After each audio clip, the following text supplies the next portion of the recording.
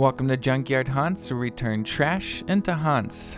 Today we're going to be making some chains, and we're going to be using paper mache to do it.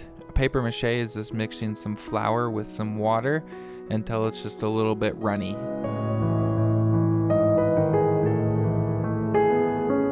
The way I'm doing it is actually a very simple process. It's taking a sheet of newspaper, rubbing paper mache on it, and then folding that paper in half and putting more paper mache on it, and then just rolling it up into a nice long tube. And then I just bend the new tube around into a oval shape and take some other paper mache paper and then just seal that tube together. And we just make as many links as you want, as long as the actual paper mache chain that you want it to be. You actually are only going to be making half of them, because then we're going to let it completely dry, and now we're going to be making the other half, where we do the same process of rolling them up, but then we're actually going to feed each of those dried paper mache chains around the new one and wait till that one dries.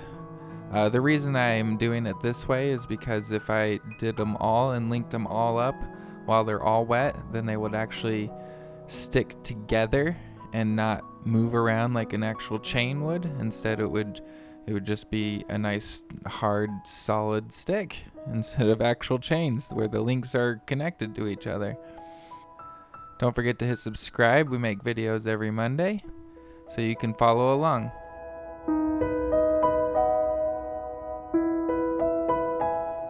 After we get a whole bunch together, I did notice that some of them aren't very round or cylinder in shape, so I actually just went in with some more paper mache and made this more stuff a little bit more cylinder, and that way it really helped and made it look a lot better. And we're going to put a base coat on with some black spray paint. I like to use spray paint because it's quick and easy, but at the same time it will get in all the cracks and nooks that you may miss with paint, because spray paint gets everywhere. It's way nicer for things like that. Of course, we don't want our actual chains to be just solid black, so we're going to be mixing some black with white to make a nice gray, and we're going to be covering up as much as we can. It doesn't matter too much if we don't get all the spots with this gray, because having that black undercoat shine through is actually a good thing. It doesn't hurt it at all. So that's another reason to use the undercoat of black spray paint. Now, to actually make these chains look a little more realistic and a little less brand new, we're actually going to use a black wash, where I just put a lot of water and a little bit of black paint and mix that up together, and then just pour that stuff straight onto the chain, and then take paper towels and just wipe it off as much as I can. And then that will make your chains look a lot dirtier and a lot more realistic, really.